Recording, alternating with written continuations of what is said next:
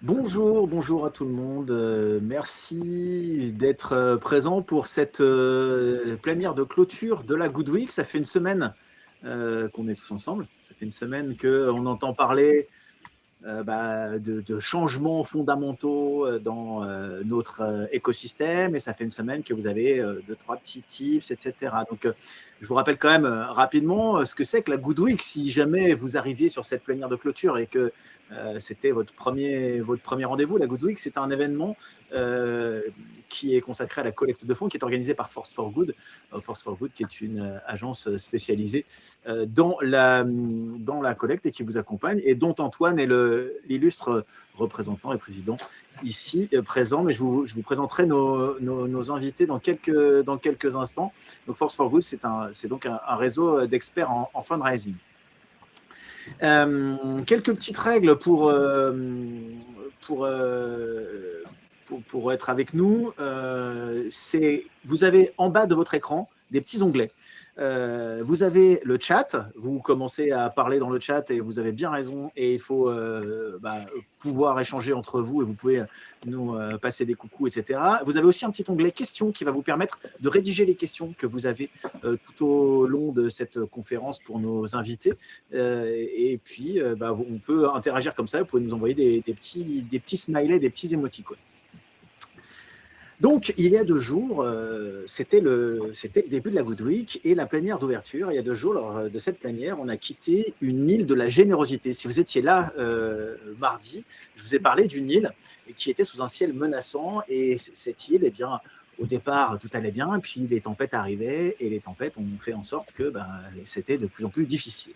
Et on avait fait un constat lucide: nos vieux réservoirs étaient percés, le soleil, la chaleur faisaient griller les cultures, la pluie fine des petits donateurs s'évaporait, les tempêtes du monde frappaient de plus en plus fort, et puis le chaos, c'était plus une hypothèse, c'était notre météo quotidienne.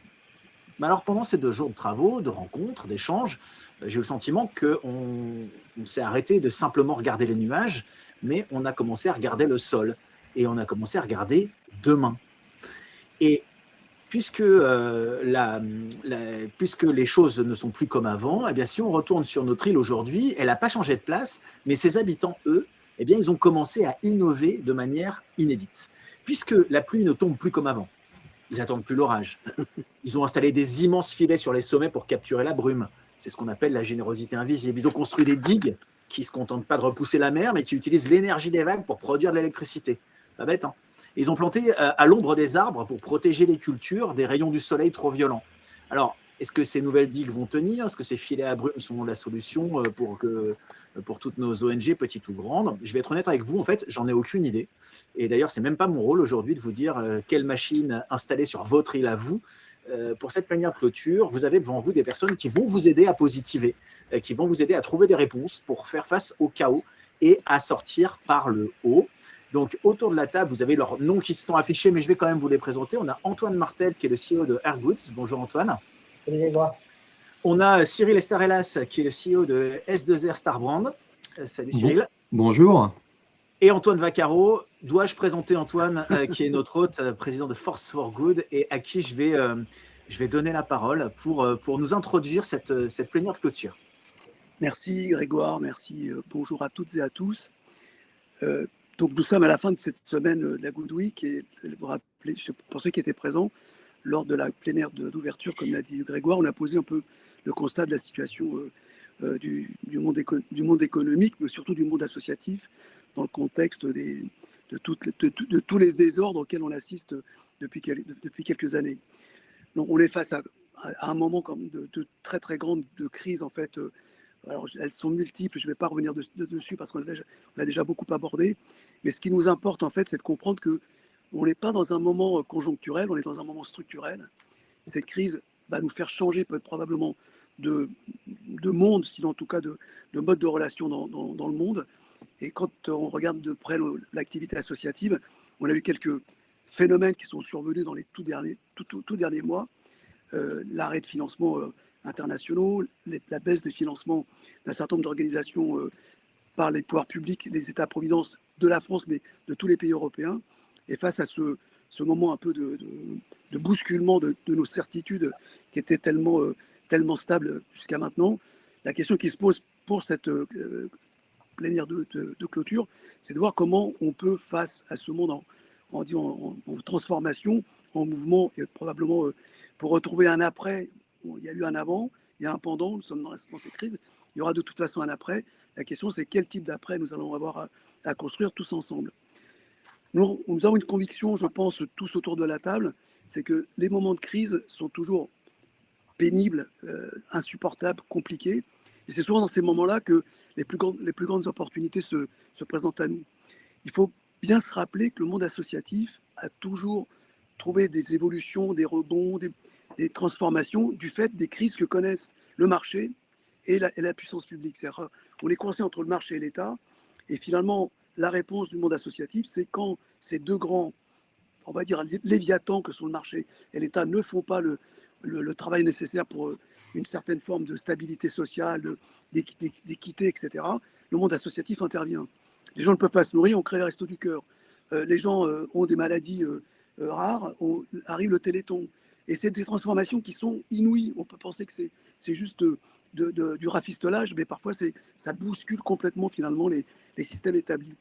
Je pense que nous sommes dans cette situation de tension, et c'est probablement aujourd'hui qu'il faut réfléchir à comment construire le monde de demain et le faire de façon, quelque part, à ne pas vouloir concurrencer l'État-providence, mais voir comment le compléter ou l'aider à poursuivre son soutien de la société, voir comment peut-être mutualiser un certain nombre de moyens pour permettre d'acquérir en fait des formes d'économie d'échelle dans ce que nous mettons en œuvre, et voir comment reconstituer des modes comment dire, d'activité pour aller chercher de la croissance, de la productivité et de la croissance dans un univers qui est quand même finalement relativement stagnant, surtout en Europe.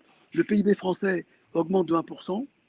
Là, c'est quand même un point important. Par contre, notre dette sociale, dit un certain Nicolas Dufour, patron de la BPI, augmente de 4%. Donc là, il y a un problème. Comment on comble les 3% différentiels? Je crois que le monde associatif a quelque chose d'important à dire à ce niveau-là. Donc, je ne vais pas continuer dans mon propos extrêmement pessimiste actif. Je pense qu'aujourd'hui, Antoine Martel, il y a deux Antoine autour de la table aujourd'hui, Antoine Martel va vous parler finalement de propositions, de solutions pour essayer de sortir par le haut. Je pense qu'il va avoir une approche peut-être assez plus macroéconomique que Cyril, qui lui va rentrer dans quelque chose de beaucoup plus précis, voir quelles sont les énergies, des énergies puissantes, on va le voir par sa présentation, qui peuvent être mobilisées finalement pour bouger les lignes de cet univers qui commence à trop se contracter et à trop presser finalement sur nos épaules. Donc on va passer d'une logique d'abondance, peut-être quelque chose de plus, enfin, d'une abondance relative à quelque chose comment dire, peut-être de mieux aborder. Enfin, on verra sous quelle forme. On est face à des flux. Peut-être penser à des choses qui sont un peu plus patrimoniales. Ça, c'est quelque chose qu'on pourra aborder aussi dans les questions-réponses. Et enfin, je pense que notre seule façon de sortir de là, c'est d'innover. Et là, je laisse la parole à Antoine, qui est un grand acteur de l'innovation aujourd'hui en France. Merci beaucoup, Antoine, pour ton mot. Merci encore pour ton invitation et pour ce super webinaire. Je ne sais pas si j'ai des solutions. Moi, je voulais juste transmettre peut-être 7 recommandations. Je pense que tout le monde, toutes les associations autour de la table, peu importe leur taille, peuvent appliquer. Je ne sais pas, Grégoire, si tu veux que j'enchaîne direct.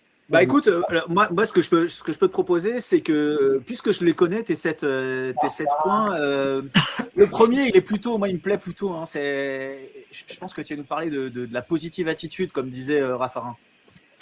Et effectivement, je pense que plus que jamais, il faut rester positif, et aussi résilient et ambitieux. Être positif parce que les donateurs, ils ne soutiennent pas un problème, ils soutiennent une solution. Ils soutiennent aussi une énergie. Les donateurs, ils ne suivent pas les causes, ils suivent les discours anxiogènes, les organisations qui ne sont pas claires, qui sont un peu désincarnées. On ne donne pas une crise, on donne à des gens qui agissent. Donc, il faut vraiment être positif. Et moi, je voudrais vous inviter à être positif par rapport à ce qui se passe, par rapport à vos donateurs, par rapport au message. Donc ça, c'est vraiment un premier point et j'y crois dur comme fer.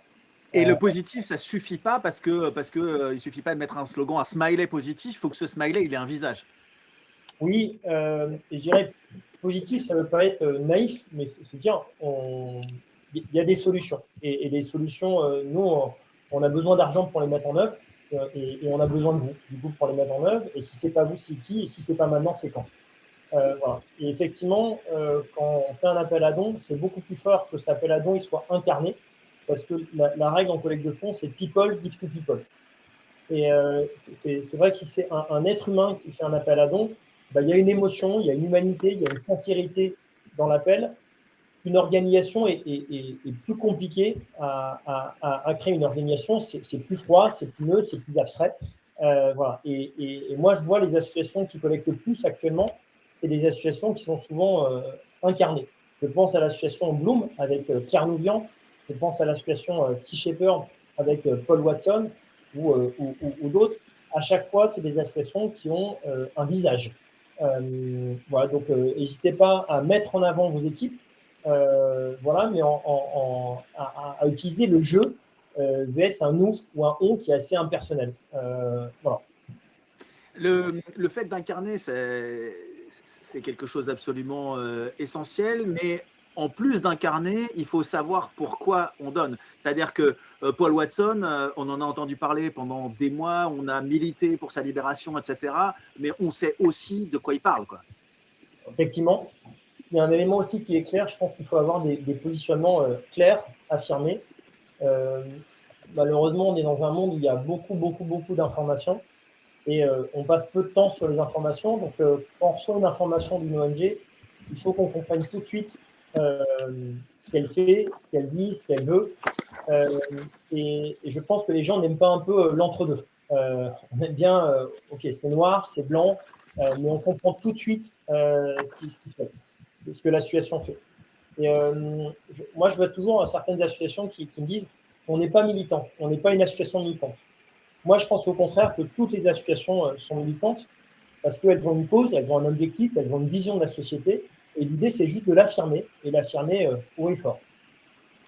Donc le positionnement incarné par un personnage qui a la banane, hein, qui est positif. Et c'est pas tout, c'est que une fois qu'on nous a donné, une fois qu'il y a des bienfaiteurs, une fois qu'il y a des gens qui ont été généreux, on s'en soucie un peu, non?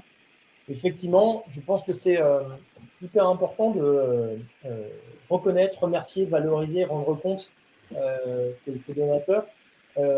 Antoine a une histoire. Antoine a été actionnaire de Microdon. C'est une start-up qui donne beaucoup d'argent à pas mal d'associations. Quand il a vendu ses parts. Microdon, on peut rappeler, hein, c'est l'association qui nous demande quelques centimes en plus. Les arrondis en caisse. Donc, il a été l'un des premiers à financer cette activité.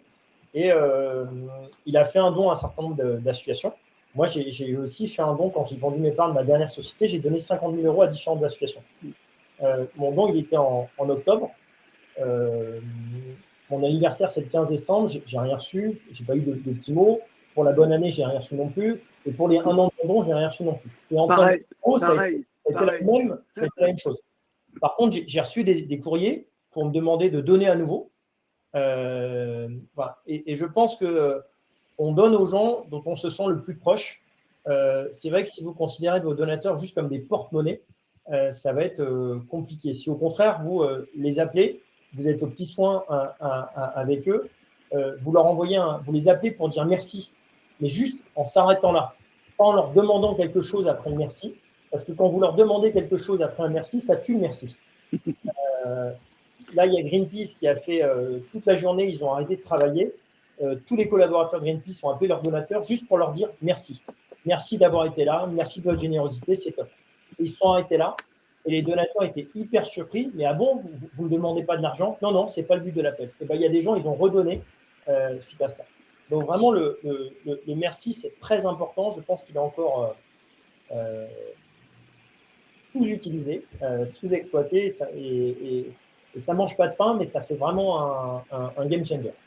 Mais c'est sûr, et ça fonctionne comme dans la vraie vie. Si c'est toujours moi qui appelle mes amis et pas l'inverse, il y a un moment où je vais me lasser et inversement. On a juste une petite réflexion avant d'aller sur les points suivants de quelqu'un qui nous dit on n'a pas tous une star à pousser au devant de la scène. Je pense qu'on ne parle pas forcément de star quand on parle d'incarner. Effectivement, Ça peut être, tiens, le directeur financier qui dit, moi, un auditeur externe, on fait une vidéo. Ou des bénévoles, ou des gens, enfin en tout cas, des humains, quoi. Ouais, des humains. Mais c'est vrai qu'on dit une image vaut 1000 mots. Une vidéo, d'avoir une personne qui parle, qui dit voilà, moi j'ai fait un audit des comptes et les comptes ils sont nickel chrome. C'est vraiment une association en qui vous pouvez avoir confiance. Ils ont une rigueur financière qui est extraordinaire. Là, ça vaut mieux qu'un rapport peut-être financier, quoi. C'est plus impactant. Donc c'était le sens de mon message dans le fait d'incarner. Dans les points suivants, il y a le fait d'être à l'écoute, quoi, et de pas laisser passer les choses et d'être un petit peu vif. Effectivement, moi je travaille pas, j'ai jamais travaillé au sein d'une association. J'ai toujours travaillé pour les associations, mais jamais au sein. Donc je ne sais pas comment ça se passe, mais de l'extérieur, je trouve que parfois il y a une inertie qui est dommage. Je vais te raconter une histoire. Il y a quelques années, c'était le Ice Bucket Challenge. Donc, c'était un défi sur Internet. On devait se mettre un seau de glace sur la tête, le corps, et on pouvait défier ses amis. Et en fait, l'idée, c'était de collecter de l'argent pour une belle cause américaine. Ils ont collecté plusieurs centaines de millions de dollars. Nous, on voit ça en France, et ça commence à arriver en France. On contacte les associations équivalentes de l'ALS en France et en Europe. On leur dit, est-ce que ça ne vaut pas le coup de lancer l'opération? Et ils me disent, écoute, ouais, pourquoi pas, envoie-nous un mail, on a un conseil d'administration dans 3 semaines, on va réfléchir et on revient vers toi. Et en fait, je pense qu'il faut être hyper agile, hyper opportuniste, et beaucoup plus réactif par rapport à ce qui se passe. Il y a 2 exemples là aussi qui viennent en tête. Il y a Tribi, c'est de la collecte, c'est des gagnottes entre proches. Et Tribi, c'est une gagnotte qui reverse de l'argent aux associations. Depuis qu'ils sont créés il y a quelques années, ils ont reversé 4,5 millions d'euros à des associations. Et au début, quand ils ont sollicité les associations pour être référencées, il y en a plein qui n'ont pas rebondi. C'est pas intéressant. Je ne sais pas pourquoi ils n'ont pas rebondi. Mais là, j'ai des petites associations. Ils ont récupéré 200 000 euros de Tribi en fin d'année. C'est un game changer, quoi. 200 000 euros net, c'est énorme, quoi. Je vois une autre société dans laquelle j'ai investi récemment qui s'appelle Goodid. C'est une régie publicitaire. À chaque fois que vous voyez une publicité, il y a une partie de la publicité qui est une partie du budget publicitaire qui est reversé à des associations. Depuis qu'ils sont créés, ils ont versé 9 millions d'euros à des associations. Pareil, c'est un game changer énorme pour des associations. Donc, mon message, c'est il se passe plein de choses, il y a plein d'innovations. Allez-y, testez les choses. Au pire, ça ne marche pas. Voilà, mais c'est vraiment, c'est pas grave, ça permet de tester, de vous rendre visible. Voilà, mais soyez agile, soyez opportuniste dans le bon sens du terme. J'ai mis les 2 liens, Tribi et Goodid, sur le chat pour que les gens puissent Antoine. en profiter, quoi. Et puis juste pour rappeler qu'une trend sur Internet, parce que quand on parle du Ice Bucket Challenge, on parle d'un truc où Johnny Hallyday l'avait fait, donc c'était pas hier, c'était il y a un petit moment. Aujourd'hui, une trend sur Internet, une trend, c'est ce genre de choses-là. Ça se compte en jours, en semaines, mais en tout cas pas en mois. C'est-à-dire que si on met 3 semaines, 1 mois à réagir, on passe derrière et c'est fini, quoi. Effectivement, il faut peut-être du coup changer les circuits de décision d'une association pour que les personnes puissent décider beaucoup plus rapidement par rapport à ce qui se passe. On sait que, sur l'incendie Notre-Dame de Paris, les premiers à avoir lancé la collecte, c'est aussi ceux qui collectent le plus, quoi. Donc, c'est vraiment important d'être rapide là-dessus. 6e point, alors ça fait écho à chacun d'entre vous sans doute. Il y a une période de l'année où on nous appelle au don, au leg, etc., novembre, décembre, et moi, de temps en temps, quand j'allume ma radio, je ne sais même plus qui me demande de donner. La différenciation et la créativité, c'est quand même quelque chose d'essentiel. Effectivement, je pense qu'il faut vraiment que les associations osent beaucoup plus, soient créatifs et soient différenciantes. Il y a tellement d'associations qui existent. Si vous voulez être en top of mind, il faut être différent. Et j'ai l'impression que le son a été coupé. Vous m'entendez toujours? Ah ouais, c'est tout bon. Super. Je vous prends un autre exemple. Moi, je vois autour de moi des entrepreneurs qui donnent à des associations, ils donnent quelques milliers d'euros chaque année. Et en même temps, ils investissent dans des sociétés dans le domaine de l'impact Et là, ils investissent des centaines de milliers d'euros.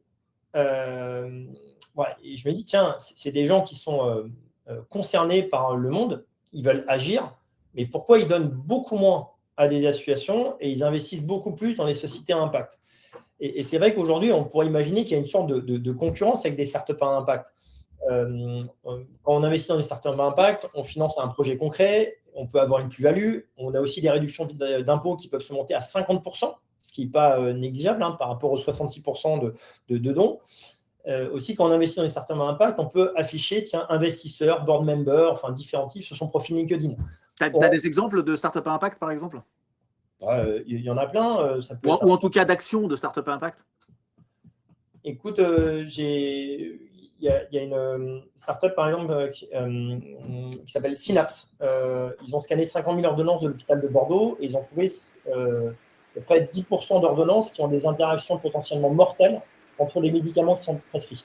Donc, cette société, elle peut sauver des vies, elle permet de réduire le budget de la sécurité sociale, parce que quand tu ne meurs pas d'une interaction mortelle entre deux médicaments, tu vas quand même soigner beaucoup plus. Ils évitent une charge mentale aux médecins et aux pharmaciens qui sont responsables pénalement des prescriptions qu'ils font. Ils évitent des procès éventuels. Enfin, il y a vraiment un impact qui sauve des vies, quoi. Donc moi, je trouve que c'est une super solution. Et c'est vrai que quand on investit dans ces sociétés, ils nous proposent plein de choses. On peut rencontrer d'autres gens. Donc, moi, j'invite les associations à être beaucoup plus créatives, à développer des partenariats avec ces startups à impact et aussi sur l'approche grand donateur, à organiser des moments de rencontre, à créer des comités de campagne. Enfin, il y a plein de choses à faire, mais osez, soyez créatifs, soyez différenciants par rapport à ce qui peut exister. Et puis, un dernier point qui nous touche un petit peu tous, on y va pas, on sait pas, etc., c'est l'intelligence artificielle. Effectivement, ça peut faire peur, mais moi, je vous invite à y aller avec responsabilité, mais à y aller. Plein de petits exemples. Il y a Lovable, c'est un site qui vous permet de créer des sites Internet, mais ça peut être pour faire votre site Internet, ça peut être pour faire des landing pages, pour des appels à dons, pour des demandes de brochures d'organisation, ça peut être pour faire un reporting sur des grands donateurs, à la place d'un rapport financier, quelque chose de beaucoup plus interactif. C'est un site, c'est une solution. Vous pouvez, il y a une version gratuite où on peut faire plein de choses hyper sympas. Si vous faites beaucoup de sites internet, beaucoup de pages, il y a une version payante à 25 $ par mois, mais c'est quand même hyper accessible. Lundi soir, il y avait une belle soirée qu'a organisée Antoine. C'est marrant, il y avait différentes associations, il y avait différents prestataires qui étaient là. Ils m'ont tous parlé de Lovable. Donc vraiment, regardez Lovable. Il y a des équivalents, bien évidemment. Antoine l'a mis dans le chat. Super. Mais aujourd'hui, l'IA, on peut l'utiliser pour créer du contenu, on peut l'utiliser pour analyser nos données, comprendre nos données, automatiser certaines tâches. Là, par exemple, avec Gmail, il peut automatiquement pré-répondre à un certain nombre d'emails qu'on reçoit. Il fait la proposition de réponse. Et du coup, quand on se connecte, tous les messages sont brouillés, on a juste à les modifier et les valider. L'idée, c'est de vous faire gagner du temps pour que le temps que vous gagnez, vous puissiez le passer à de la relation donateur. À dire à Grégoire, Grégoire, je voulais vraiment te remercier pour ta générosité, voilà, à créer de l'humain, à créer de l'émotion, à créer de la relation. Mais l'idée, c'est utiliser l'IA pour vous débarrasser d'un maximum de tâches administratives, de tâches qui n'ont pas ou peu de valeur ajoutée, pour vous concentrer sur de la relation. Si on refait un petit résumé de ces 7 points, d'abord, être positif, le chaos, bien sûr, il est là, mais tout n'est pas fini. On peut avancer. On incarne, on donne à des humains, et donc il faut incarner, pas forcément avec des stars, mais en tout cas avec des humains, même si on vient de parler d'IA, qui ne remplacera pas l'humain, qui viendra aider l'humain. On a un positionnement clair et affirmé, on sait ce qu'on fait et on sait pourquoi on le fait. On remercie les personnes qui nous ont donné, qui nous ont aidés, y compris les bénévoles. Parce et sans leur demander quelque chose quand on les remercie. Juste, on les remercie, c'est tout. On fait attention à ce qui se passe pour être agile et pour réagir. Et certaines agences de pub hors ONG ont très bien compris ça. Notamment, je me souviens de campagne de Sixt, Sixt, la location de voitures, qui chopait tous les faits d'actualité pour répondre et pour faire des campagnes de 4x3. Et donc ça avait buzzé un petit peu. On est créatif, justement, et différenciant. Et enfin, on peut utiliser l'IA pour gagner du temps, gagner faire des tâches plus vite et être plus présent et plus proactif, quoi. C'est ça, hein. Tu as tout dit, Grégoire, donc merci encore. J'espère que je n'ai pas été trop long et que ça vous a donné surtout à tous des choses concrètes que vous pouvez appliquer dès demain. Voilà, il y a plein de raisons d'être inquiet, mais il y a aussi plein de raisons de pouvoir avoir le sourire, d'espérer. Donc vraiment, moi je vous dis go, quoi. Allez-y. Plein de raisons d'espérer, d'avoir le sourire. Je pense que la transition, elle est pas si mauvaise que ça avec Cyril, hein, parce que Cyril, il me semble que toi, c'est ça que tu veux aussi véhiculer, le fait de continuer, attention parce que ton micro est fermé, de continuer à positiver, et il y a plein de choses à faire. Ben oui, déjà merci beaucoup Antoine-Marie. Voilà, j'espère que je vais être aussi percutant que toi. La barre est déjà bien haute. Moi, je voulais déjà, évidemment, il y a plein de choses qui résonnent sur ce dont on va parler. Moi, je voulais déjà vous remercier les personnes qui sont présentes, parce que c'est toujours agréable de parler à des personnes qui sont vraiment impliquées dans le domaine des ONG. Et généralement, si vous êtes là parce que vous avez des valeurs. Et parmi ces valeurs, il y a effectivement le don de soi, il y a le fait d'être sensible à la douleur des autres, ou en tout cas avoir une sursensibilité. Et cette sursensibilité-là, pour moi, elle est intéressante parce qu'elle me permet de faire une parabole sur une catégorie de personnes dans notre société qu'on appelle les artistes souvent. Et le principe des artistes, c'est souvent qu'ils sont dotés d'une hypersensibilité. Et donc, ils arrivent à faire leur métier au travers de leur hypersensibilité, de la même manière que vous avez choisi souvent des causes ou de donner votre vie à des causes ou à votre métier à l'origine parce que vous avez eu un vécu, un parcours personnel qui fait qu'à un moment, vous vous êtes dit, moi, plutôt que d'aller travailler dans une entreprise privée X ou Y, je vais passer ma vie dans tel assaut. Et je pense qu'il y a rarement du hasard. Donc, je vais vous raconter une petite histoire aussi un petit peu personnelle en ce qui me concerne et qui m'a amené à certaines décisions et conclusions et orientations. Moi, je suis un passionné de musique à la base. J'ai commencé à travailler dans les années 90, tout début 90. J'ai découvert la musique en tant que musicien moi-même et ensuite au travers de concerts. À l'époque, il n'y avait pas de réseaux sociaux. On allait voir des artistes dans des petites salles ou dans des grandes salles. On allait dans un stade, on voyait 20 000, 30 000 personnes qui se prosternaient devant des artistes. On parlait tout à l'heure de Johnny Hallyday, on parlait de plein de talents. On a vu Mylène Farmer, on a vu des groupes comme U2, etc. Et en fait, moi, ce qui me frappait déjà, c'était cette ferveur, la violence de la relation. Alors tout à l'heure, Antoine-Marie, tu parlais d'humain et de relation, et pour moi, c'est super important parce qu'en fait, effectivement, c'est ce qui nous différencie en ce monde par rapport à la technologie, justement. C'est ce lien très, très fort qui était créé déjà entre une communauté qu'on n'appelait pas communauté, on appelait ça tout simplement les fans, et une star, une célébrité. Je suis rentré dans l'industrie musicale à l'époque, donc c'était en 92.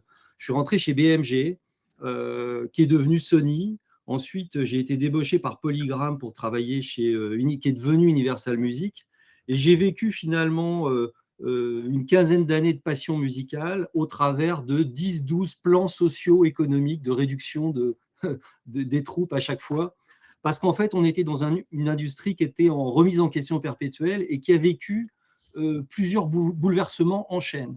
Et ces bouleversements, ils étaient souvent liés au support en fait, qui véhiculait la musique. Donc, moi, quand je suis arrivé, il y avait le CD qui commençait. Les anciens nous parlaient du vinyle en nous disant à l'époque, ça marchait beaucoup plus, il y avait plus de chiffre d'affaires, etc. Et puis, rapidement, le CD, on a commencé à voir le peer-to-peer arriver dans les années 2000 avec le piratage en ligne. On a lutté pour chaque année se dire, voilà, on a un business qui diminue, on est obligé de licencier des gens parce que le business est différent. Et donc, on se remettait en question. C'était tous les ans. Ce n'était pas une fois tous les 5 ans, 10 ans, 15 ans. Ça a été tous les ans, on faisait des réunions en disant, voilà, cette année, il y a X licenciements, il y a X personnes qui vont partir, on a besoin de moins de commerciaux, etc., etc.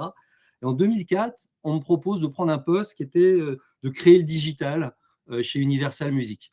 Alors moi, je me dis, formidable, on va essayer d'endiguer le peer-to-peer. Et effectivement, la mission, c'était ça, c'était essayer de créer une offre légale de musique en ligne qui permette finalement aux créateurs et aux artistes de retrouver des revenus, parce qu'on se disait tous, à l'époque, vous aviez peut-être vu Pascal Nègre dans les JT, qui faisait tous les JT. en disant c'est la fin du monde, on va tous mourir, les artistes vont arrêter de créer, il n'y aura plus de musique et dans 10 ans, il n'y aura plus du tout de musique, vous ne verrez plus jamais d'artistes parce qu'il n'y aura plus d'argent pour les artistes. Et on a réussi peu à peu, effectivement, à transformer cette offre. Alors, j'aime autant vous dire qu'en 2004, moi qui étais un défenseur de la musique, qui achetais des vinyles, etc., je faisais des réunions marketing avec des chefs de projet, avec des directeurs de labels, où j'étais vu comme le chef du chaos. Alors, je pense qu'on a parlé du chaos pendant ces derniers jours. Moi, j'étais le chef du chaos. J'arrivais quelque part en disant c'est de lui que va venir la fin de la musique. Et finalement, d'année en année, ce business s'est consolidé. Au début, ça faisait 0. À la fin, ça représentait 80 millions d'euros de chiffre d'affaires quand je suis parti en 2009. Et moi, j'ai continué mon petit parcours. Et à cette époque, on a créé les premières équipes qui faisaient finalement de l'influence digitale. On n'appelait même pas ça influence, on appelait ça promo web. Pour nous, on appelait des gens qui étaient sur le web, qui avaient il n'y avait même pas encore LinkedIn qui est apparu en 2002. Il y avait Facebook qui est apparu justement en 2004. À l'époque, on s'est mis au digital. Donc vraiment, c'était le début de l'avènement du fait que les artistes qui avaient des fans dans un monde réel, ces fans d'un seul coup pouvaient se mettre d'un seul coup en liaison directe avec leur talent au travers des réseaux sociaux.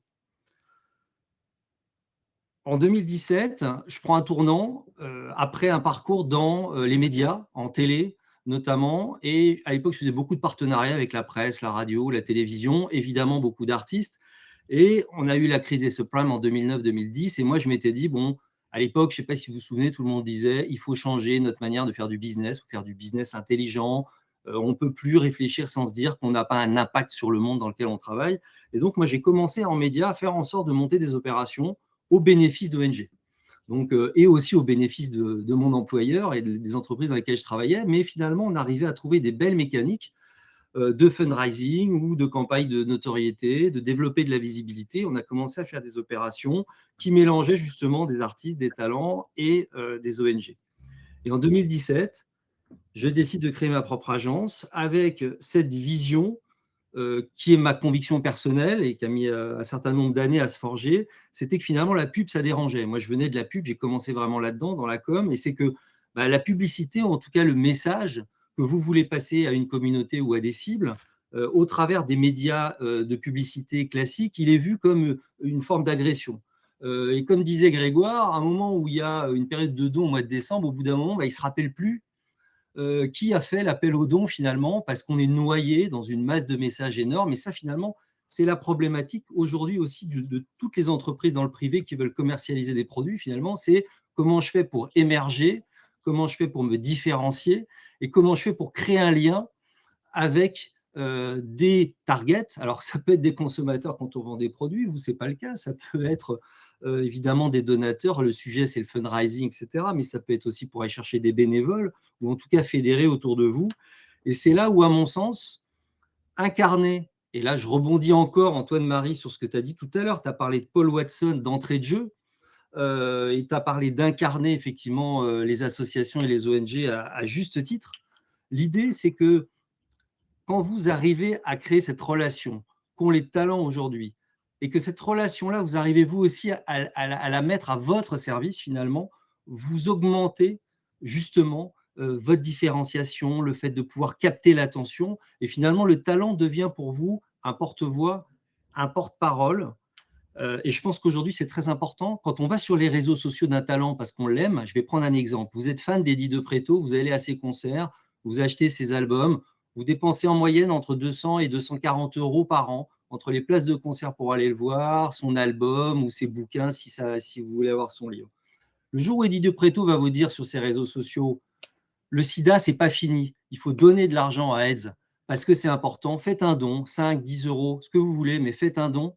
Mais quand vous êtes fan d'Eddie De Pretto et que vous le suivez et que vous êtes dans cette logique d'accepter son message, vous allez évidemment être beaucoup plus intéressé par sa proposition et vous allez vous dire déjà pourquoi, vous allez réfléchir et vous allez avoir envie de le faire, même par mimétisme simplement ou par respect en vous disant moi c'est mon idole, c'est un peu une forme de modèle dans ma vie ou en tout cas un marqueur social important dans ma vie et donc j'ai envie de le suivre sur ces différents objectifs. Donc voilà, moi je voulais vous parler de ces talents.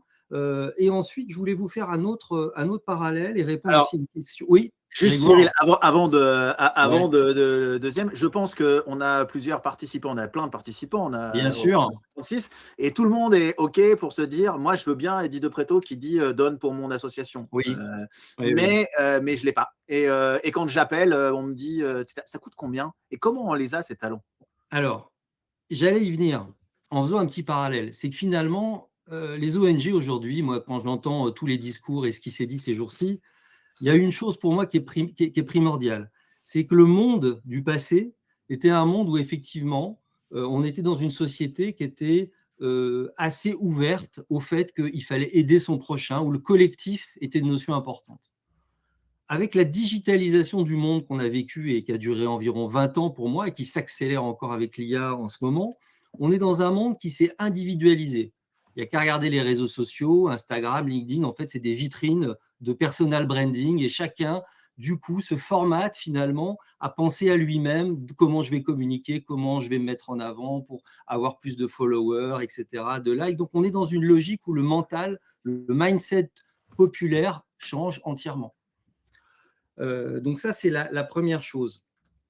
Aujourd'hui, vous êtes finalement des entrepreneurs. Alors, on parle d'ESS, entrepreneur social et solidaire, entreprise sociale et solidaire, mais pour moi, vous êtes vraiment devenus et vous allez être obligés finalement de devenir de plus en plus des entrepreneurs avec des problématiques de devenir des bons gestionnaires, des bons managers, des bons RH et des bons communicants. Et de tout ce que je vois aujourd'hui, parce qu'on parle évidemment depuis des années avec beaucoup d'assauts, c'est que finalement, il y a une expertise qui est en pleine explosion, en pleine évolution.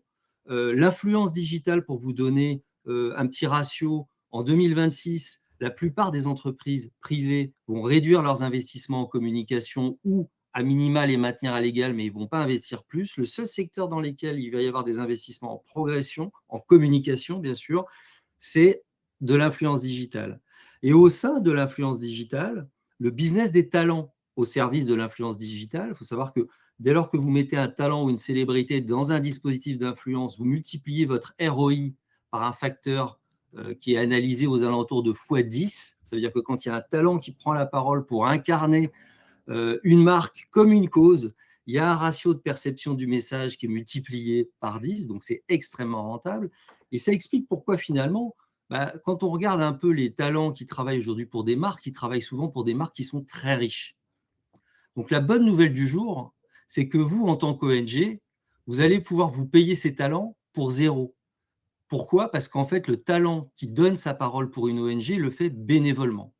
Et ça, c'est super intéressant. Parce que si on a compris ça, en fait, on réalise qu'en tant qu'ONG, dans un moment où on a besoin de performance, de ROI, et d'adopter finalement des tactiques, vraiment, je parle de tactiques de business finalement, de comment je vais aller chercher plus de fundraising, comment je vais créer une relation plus forte, plus humaine, etc., etc. C'est des problématiques qu'ont toutes les entreprises depuis toujours pour une raison simple, c'est que s'ils n'arrivent pas à rentabiliser leur business, ils sont morts. Là, pour la première fois, le monde des ONG, lui, il perd des subventions, donc il est obligé de réfléchir un petit peu avec le mindset d'une entreprise en se disant, bon, là, ça va devenir compliqué, il faut changer, il faut accepter l'idée qu'on va avoir peut-être besoin de plus d'expertise, d'être plus agressif. Tout à l'heure, Antoine-Marie, tu parlais d'agilité, d'opportunité, de rapidité. C'est vraiment des caractéristiques typiques finalement de tout ce qu'on attend des collaborateurs dans une entreprise lambda dans le domaine privé. C'est justement d'être capable d'aller vite. Et peut-être que par le passé, dans le monde de ONG, ce n'était pas forcément la qualité demandée en premier. Souvent, on est dans ces métiers-là d'abord par don de soi, parce qu'on a des grandes idées, qu'on est visionnaire, qu'on veut faire changer le monde, mais ça ne veut pas dire qu'on est un expert en gestion marketing, etc. Et ça, je pense que toutes ces expertises-là, elles vont aller en montant. Pour répondre à une question de Corinne Monnier, qui a posé une question tout à l'heure, bon, une star a poussé. C'était une réaction, Antoine-Marie, à ce que tu as dit à propos de Paul Watson, en disant, ouais, mais moi, je n'ai pas forcément une personnalité en interne à pousser. Moi, je rebondis quand même, je me permets, en disant, Paul Watson, c'est un super bel exemple, mais le gars est quand même un marqueur social. C'est une star, en fait. C'est devenu quelque part une star. Il incarne un combat, il incarne la défense des animaux, quelque chose qui est complètement dans l'air du temps. Nous, on appelle ça des marqueurs sociaux, au même titre qu'un artiste va incarner à un moment donné une période de notre époque, de nos vies, et va avoir donc une puissance énorme sur des communautés. Donc pour moi, le talent, c'est d'abord une communauté captive et réactive. Donc ça, c'est super important qui est à votre service. C'est un ADN et des valeurs. On parlait d'incarnation tout à l'heure. Évidemment, le choix du talent, il est capital. C'est aussi une caution. On parlait tout à l'heure du fait de dire, oui, au moment où on va faire du fundraising, on demande de l'argent, on disait, oui, mais si c'est incarné par une personne, ça a plus de poids et finalement, c'est aussi une caution. Ce n'est pas juste une organisation qui demande de l'argent. Et ça, c'est vrai que c'est souvent un problème qu'on a avec certaines ONG qui, entre guillemets, se cachent derrière le fait que justement, c'est un collectif, c'est une ONG, ils sont plusieurs, et ils ne veulent pas mettre en avant une personne précise. Mais finalement, ce talent extérieur peut devenir votre incarnation, peut prendre la parole pour vous, sauf que le gros avantage, c'est que lui, il a déjà une communauté captive. Lui-même, il véhicule des valeurs qui doivent être totalement, évidemment, alignées avec vous. Et puis, sur le long terme, ça vous donne, on va dire, une puissance et donc une influence dans votre communication. Voilà un petit peu moi. Oui, je t'en prie. Juste pour être clair, quand on choisit un talent, que le talent que je choisis, là tu nous as montré Santa, Oui. Santa était la marraine du Téléthon, Oui. on sait qu'elle a une parole assez puissante sur les questions de genre, etc. Oui.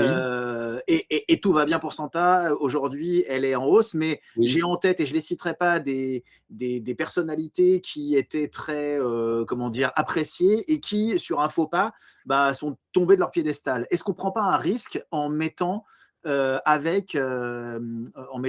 star, un talent en lien avec une association? Oui, c'est un argument, ça, que j'entends depuis une vingtaine d'années. La réalité, c'est qu'effectivement, on trouvera toujours des humains. Un humain est forcément faillible. Déjà, ce n'est pas une machine, évidemment. Mais malgré tout, si on regarde la plus grande majeure partie des talents qu'on sélectionne au bénéfice des marques ou encore plus des ONG. Il faut savoir que les marques ont les mêmes problématiques que les ONG de pilotage de marque et de limiter la prise de risque. Les problématiques dont tu parles sont très rares.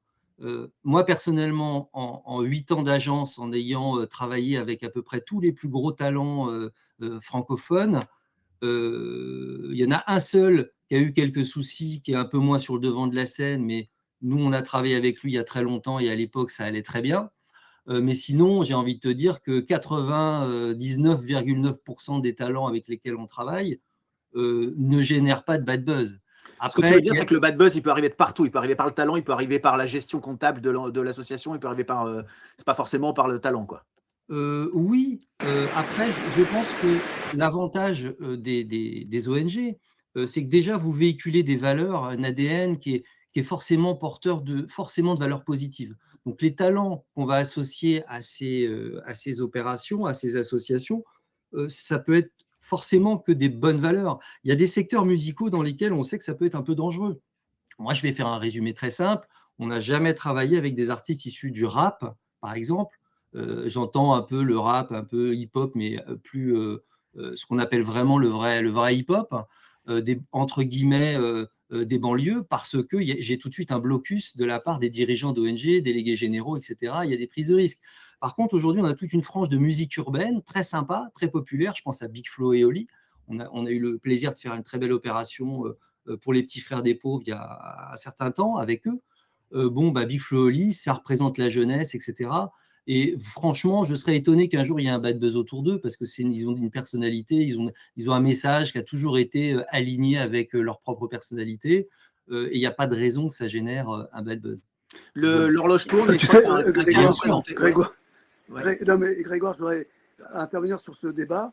Oui. Il y a même aujourd'hui des stars, des people qui ne veulent pas intervenir au profit d'associations parce que dans l'association, il y avait quand même quelques personnalités qui ont été plus que problématiques. Alors, je ne vais pas citer de nom pour pas… C'est ce que je disais, ça peut venir de n'importe où, en fait. Oui, c'est vrai. Alors après, moi, je veux vraiment, comme Antoine le disait tout à l'heure, restons positifs. On est là pour vraiment apporter des solutions et je pense que ce débat est un épi-débat au sein du débat.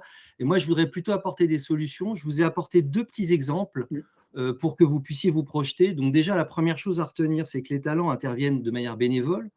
Donc, pour la faire courte, si vous trouvez une agence au hasard comme la nôtre, non. Si sérieusement, une agence comme la nôtre ou une autre, ou en tout cas vous-même, vous arrivez à faire venir un talent au sein de votre équipe, ou en tout cas dans le cadre d'une opération, ça ne vous coûtera pas plus cher qu'une opération classique. puisque finalement, l'artiste est bénévole. Par contre, évidemment, vous allez payer l'expertise avec des honoraires d'agence, etc. La plupart des agences qui sont au service et à votre service, si on est là aux côtés d'Antoine aujourd'hui, c'est aussi parce on fait beaucoup de pro bono, beaucoup de dispositifs à très bas prix, etc., adaptés aux ONG. Mais concrètement, ça revient à peu près au même prix finalement qu'une opération sans talent. Et d'un seul coup, ça vous permet effectivement d'avoir effectivement un talent à votre service. Première opération, c'est un best case qu'on a fait il y a quelques années, où en fait, on est monté sur une opération avec des influenceurs et la mayonnaise prenait pas, comme on dirait dans le. Et en fait, ils sont venus nous voir en nous disant, est-ce que tu n'as pas des talents qui pourraient nous soutenir? Et en quelques jours, on a réussi à créer une petite armée d'ambassadeurs célèbres, avec notamment Angèle, Jane, Clara Luciani, Bilal Hassani à l'époque, qui cartonnait, etc. Et on a demandé à ces talents de disparaître 48 heures des réseaux sociaux et réapparaître au bout de 48 heures. Pendant 48 heures, il y avait un blackout avec un écran noir en disant « je suis désolé, je dois partir des réseaux pendant quelques temps et je vous expliquerai ». Et il y a eu des centaines de milliers de messages de personnes, de fans, qui s'inquiétaient en disant « mais Angèle, que fais-tu? Pourquoi tu disparais, etc. Parle-nous ». Et au bout de 48 heures, ils ont affiché un post en disant « voilà, toutes les 48 heures, une femme décède sous les coups d'un concubin violent ». Quand une personne célèbre disparaît 48 heures des réseaux sociaux, on en parle au JT, c'est ce qui s'est passé. Il y a eu beaucoup de communication autour de ça. Et ça, c'est un exemple vraiment d'opération 100% digitale. Tu parlais tout à l'heure de créativité. Ça mélange effectivement de la créativité, mais derrière, il y a un support qui a fait exploser vraiment le reach et la portée de l'opération, évidemment. C'est le fait que ce soit des talents célèbres et importants avec des grosses communautés. Et donc, ça a généré beaucoup d'engagement. Je bascule à une autre petite opération qui est intéressante. Enfin, quand je dis petite, c'est de la grosse opération, mais c'est de l'opération assez classique à la base, puisque on est sur des campagnes avec beaucoup de pro bono, avec la production d'un spot de pub, etc. en télé. C'était pour Partage l'année dernière. Et là, on est parti sur Scheim avec une campagne qui était en télé. On a obtenu des scores en pro bono qui sont absolument très intéressants, particulièrement en télé. Et là aussi, une fois de plus, c'était la présence du talent dans la campagne qui a fait finalement que les médias ont eu plaisir et ont eu envie de pousser ce spot parce que y avait un message, une ADN, des valeurs dans ce spot qui était intéressant et évidemment porté par un talent célèbre. Voilà un petit peu ce que je voulais vous dire. Et Grégoire, j'aimerais terminer en ayant un petit peu un message un peu utopiste, parce que finalement, les talents et les artistes, comme je le disais en démarrage, ce sont des humains, souvent très sensibles au monde, donc ils décident de colporter ce message. C'est des idéalistes, ils sont très engagés souvent. Il faut savoir que pour beaucoup, leur angoisse, c'est de ne pas se sentir utile. Souvent, on les montre du doigt en disant voilà, ils vivent comme des rockstars, ils ont plein d'argent, etc. Dès qu'ils font des gros concerts, qu'il y a du monde, on a tendance un peu à pointer leur succès. Donc, ils ont besoin de se sentir eux aussi des gens utiles et ils ont besoin de vous, ils ont envie de travailler pour vous, je vous le dis. Franchement, en 8 ans, je suis toujours étonné, ravi de voir à quel point les talents peuvent s'investir et parfois aller beaucoup plus loin que ce qu'on leur demande au départ, simplement parce que justement, eux, s'ils ont envie, s'ils se sentent alignés avec votre cause, ce n'est pas une question de dire c'est un deal, pas un deal, etc. C'est juste qu'ils ont envie d'être utiles et de faire des bonnes choses et de se sentir utiles à la société. Et pour eux, travailler pour vous finalement au travers de campagnes, c'est se rendre utile. Donc n'hésitez pas, et on parlait tout à l'heure de rester positif.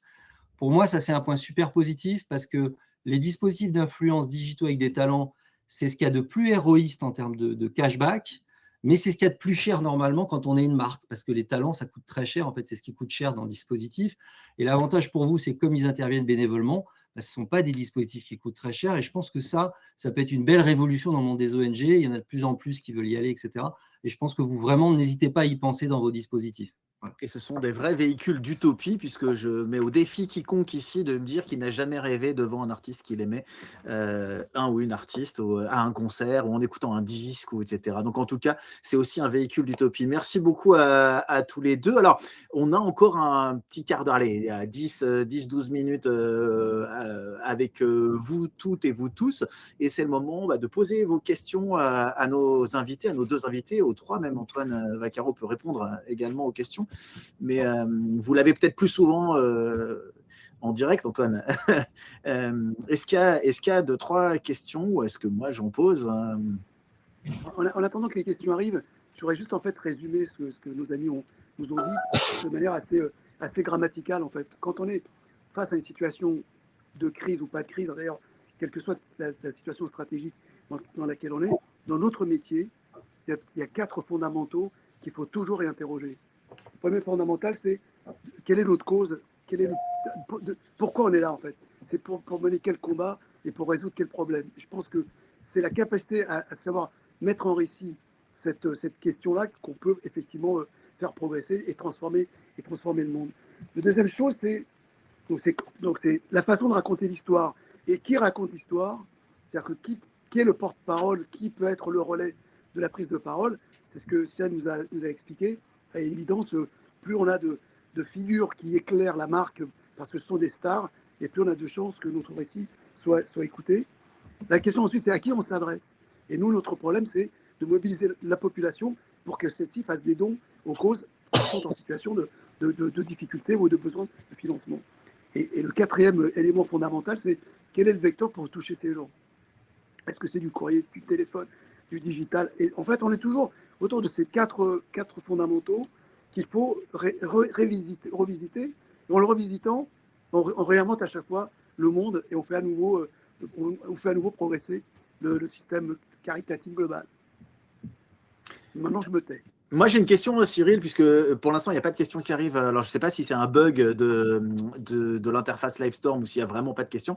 Mais moi, j'en ai une. Quand tu dis que les talents répondent de manière gratuite, jusqu'où? C'est-à-dire que est-ce que Scheim, elle fait juste l'affiche et donc une campagne, un shooting photo pour une affiche, ou est-ce que les talents vont venir rencontrer les bénévoles, voir l'association, etc. Enfin, il y a des règles, il y a une pratique classique? Alors, il n'y a pas de règle, il n'y a pas de pratique classique. Il y a juste le fait d'être à l'écoute de la vie et de respecter le talent. Ça veut dire qu'une célébrité, elle a un emploi du temps souvent qui est inimaginable en fonction des périodes de sa vie. Ça veut dire que c'est des gens qui sont extrêmement, extrêmement occupés. Donc, en gros, on peut tout imaginer, on peut tout envisager en fonction du moment où on le fait, au moment où l'artiste est disponible ou pas disponible. Mais en général, si on arrive à s'adapter à leur vie, on peut obtenir de beaucoup de choses. Dans le cas de Scheim, par exemple, puisque tu poses une question précise, on a une artiste à qui on a demandé d'accepter d'incarner l'association au travers d'un spot de publicité qui était un appel à dons, clairement. Et en fait, on avait, qui plus est, demandé à monter un dispositif digital avec elle. Donc, on était uniquement sur ses réseaux sociaux, enfin uniquement, ce qui est énorme, mais on espérait avoir une story. Au finish, elle a accepté de cross-poster le clip. Et à l'heure où on se parle, on est quasiment à 500 000 vues du clip. Elle l'a pas retiré et la campagne, ça fait 1 an et demi qu'elle tourne. Donc, autant dire que c'est des opérations qui sont intéressantes. Après, venir voir des bénévoles, je vais prendre un autre exemple. On a fait une opération avec Natacha Saint-Pierre pour les Petits Frères des Pauvres, c'était en 2018. Et il faut savoir que Natacha Saint-Pierre, sa maman était directrice d'un EHPAD. Et si elle n'avait pas été aspirée par le succès et rentrée dans la musique, en fait, elle voulait être aide-soignante pour s'occuper de personnes âgées. Donc, c'était des artistes, moi, c'est des artistes qu'on connaît depuis longtemps. Donc, je connaissais cette histoire de vie personnelle. Et donc, on s'est dit, bon, bah, les Petits Frères des Pauvres, c'est la cause des personnes âgées. Ça va être quelque chose de génial. Et quand on lui a présenté le dossier, elle en avait les larmes aux yeux, en fait, parce qu'elle disait, mais pour moi, vous ne vous rendez pas compte la chance que vous me donnez de pouvoir donner mon image. Et au finish, on a fait un documentaire avec elle. On l'a amenée dans un EHPAD où elle a passé une journée complète. Et ensuite, on a continué le documentaire en l'amenant chez des personnes accompagnées qui avaient été relogées grâce à l'association. Et on a pu faire encore de l'image. Donc, en gros, j'ai envie de te dire que ça dépend de la relation qu'on arrive à créer avec l'ONG, avec l'association, et aussi justement la mise en relation d'une histoire de vie. Parce qu'en fait, quand tu as un talent qui a une histoire de vie qui est en totale résonance avec la cause de l'ONG, ben, finalement, ça peut aller beaucoup plus loin. L'histoire est très belle et elle peut aller beaucoup plus loin finalement que ce qu'on imagine sur le papier en se disant bon, bah, alors il faut qu'on mette un cadre, qu'est-ce qu'on lui demande, qu'est-ce qu'on ne lui demande pas. Donc moi, je dis plutôt qu'il faut se fixer des targets précises de démarrage, par exemple, incarnation dans un spot ou un dispositif digital précis et bien cadré. Et après, il faut ouvrir les portes. Il ne faut pas rester fermé. Et comme disait Antoine-Marie tout à l'heure, il faut être rapide et opportuniste. Et si on voit qu'on a un artiste qui a envie d'aller plus loin, bah évidemment qu'on l'invite à des rencontres, etc., à un dîner avec des bénévoles. Et puis là, on tire, moi j'appelle ça un peu le fil de Pandore. Et puis parfois, on a plein de belles surprises et plein de belles choses qui se passent parce qu'on parle d'humains. Vous êtes des humains, eux sont des humains aussi et des humains sensibles. Donc généralement, ça matche bien. Et alors, il y a une question qui est sur les petites associations, et notamment dans la ruralité, parce que on peut aussi avoir ce sentiment d'infériorité quand on n'est pas une grosse association internationale ou nationale et qu'on agit de manière très, très, très locale. J'ai en tête, et ça va peut-être accéder à ta réponse, j'ai en tête un clip qui a été qui a été fait avec Jean-Jacques Goldman à Marseille, avec un établissement pour personnes en situation de handicap qui était pas un truc très gros. Donc, à mon avis, la réponse, elle est plutôt c'est possible, quoi, non? Ben, je vois cette question. Oui, ta question directe, c'était de savoir s'il y avait des exemples de stars qui collaboraient avec des petites assos, c'est ça, dans des zones un Ouais, des peu. toutes petites associations, dans des associations de ruralité. Est-ce qu'on est obligé d'être une grosse association pour attirer un talent? Non, non, du tout. Au contraire, ça peut même toucher encore plus le talent. En fait, ça dépend simplement du projet. Ça dépend du projet, ça dépend de l'association. Alors, par contre, il y a quand même quelque chose qu'il ne faut pas oublier, c'est qu'on parlait tout à l'heure de bien choisir les talents pour éviter le moindre dérapage, etc. Mais de la même manière, c'est toi qui l'as mentionné d'ailleurs, je crois, les talents aussi font attention avec qui ils vont créer un partenariat. Quand je dis attention, c'est être sûr qu'on parle d'une asso solide, avec des comptes parfaits, il n'y a pas de débordement, que ça ne puisse pas entacher l'image du talent. Mais en dehors de ces points-là et de ces critères-là, qui sont plutôt des critères techniques, juridiques, non, je pense justement qu'il faut surtout pas avoir de sentiment d'infériorité. Au contraire, vous parlez de ruralité, il y a énormément de talents qui viennent des campagnes, qui ont grandi dans des petits villages, qui eux-mêmes ont vécu ça. Je pense à un groupe en ce moment, un groupe qui s'appelle Nous étions une armée, qui est un groupe de jeunes qui est en train de cartonner, qui va devenir, je pense, un groupe important dans les années qui viennent. Et eux ont fait de la musique dans un tout petit village de 900 habitants. Et ils le racontent même en chanson. Et là, ils sont en train de percer auprès d'une target très jeune. Et je pense que dans quelques années, où ces artistes-là, on pourra éventuellement demain, si on leur propose quelque chose pour une petite asso en ruralité, justement, qui se bat contre le désert médical ou des choses qui sont liées à toutes ces problématiques-là. On a des problématiques de banlieue, d'ailleurs, aussi parfois sur la santé, qui sont les mêmes que les problématiques qu'on trouve en ruralité, en fait, simplement. Mais il n'y a pas de frontières. Je pense que la générosité, le don de soi, la sensibilité à la douleur des autres et l'empathie, c'est pas une histoire d'être rural en banlieue, pas en banlieue, d'être une grosse asso ou de s'appeler, d'avoir un nom hyper connu ou pas. En fait, c'est pas un critère. C'est accessible à tout le monde. C'est ça. Il est 17h58. Il nous reste 2 minutes, Antoine, si tu veux conclure, cette Good Week 2026, 5e du nom, c'est ça? Ouais, ton micro. Oui, je vais conclure. Merci Grégoire. Oui. Non, mais merci d'abord à tous trois, puisque là, vous avez quand même posé un certain nombre de pistes de sortie de crise, en tout cas de possibilités en fait de rebondir dans ce moment compliqué. Pourquoi j'ai pensé à Cyril pour cette clôture, notamment bien sûr Antoine pour sa vision générale, mais Cyril précisément sur les stars, c'est parce qu'on est dans un moment où les crises sont tellement fortes dans tous les domaines, et on voit combien les personnalités se mobilisent. Regardez ce qui se passe actuellement aux États-Unis avec les Minneapolis, et la montée actuellement en puissance de très très grandes stars de la musique, du cinéma, du sport, etc. Bruce Springsteen a sorti un titre ce matin. Exceptionnel, je l'ai écouté ce matin, exceptionnel. Et je pense que cette tension que connaît le monde associatif, que connaît la société, les sociétés, il y a un petit bruit qui court, je ne sais pas si vous l'entendez comme moi, c'est que ça va souffrir, ça va mourir, ça va se blesser. Écoutez, de toute façon, c'est la vie, c'est les choses de la vie. Et ce moment où on était tous immédiatement sur nos comment dire, sur nos ergots pour dire, mais non, on ne peut pas laisser mourir, on ne peut pas laisser blesser, on ne peut pas laisser souffrir. On a l'impression que à la fois ça se distend, mais il y a des gens qui commencent à se lever, qui se convoquent pour dire, c'est insupportable, il faut faire quelque chose. Et c'était ça, le message d'espoir qu'on peut se donner, c'est que face à cette espèce de brutalité qui est en train de nous envahir, de par le monde. Peut-être qu'un certain nombre de personnes qui ont de l'influence et la société civile dans son ensemble est capable de se mobiliser pour donner les moyens aux associations, aux fondations, à tous les acteurs de ce secteur associatif de résister à cette espèce de glissade vers enfin, on ne va pas appeler ça du totalitarisme, mais c'est un peu ça, et cette brutalité, à mon sens, c'est peut-être ce qui peut faire réagir les gens pour s'y opposer et aller vers des solutions avec un monde moins brutal et meilleur. Merci. J'espère en tout cas que c'est l'orientation qui nous attend. Merci en tout cas.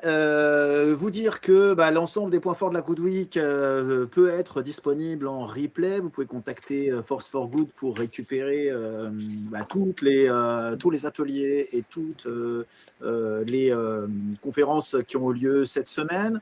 Remercier toute l'équipe de Force for Good qui bosse comme des fous depuis des mois, et alors cette semaine encore plus parce que la technique n'a pas aidé et que ils étaient sur le pont pendant une semaine. Donc merci beaucoup. Il y a beaucoup de gens qui sont en coulisses que vous ne voyez pas, que vous ne lisez pas, mais qui bossent tout le temps pour que cette Good Week existe. Merci à toutes les personnes qui se sont connectées, qui sont chaque fois plus nombreuses chaque année pour suivre ces conférences. C'est toujours hyper agréable de partager et il y a toujours des super retours. Et en tout cas, j'espère que vous avez apprécié comme nous tous ces moments de partage et que vous ressortez de cette semaine un petit peu plus souriant que vous n'y êtes entré, puisqu'on a parlé de chaos pour entrer. On parle de solutions pour sortir. En tout cas, ça fait du bien. Merci Antoine et Cyril, parce que vous nous avez amené à un moment très, très éclairant en tout cas. Merci à vous en tout cas. Merci à vous. Merci Grégoire. Bye bye. À bientôt. À bientôt. À plus. Au revoir tout le monde. Bye.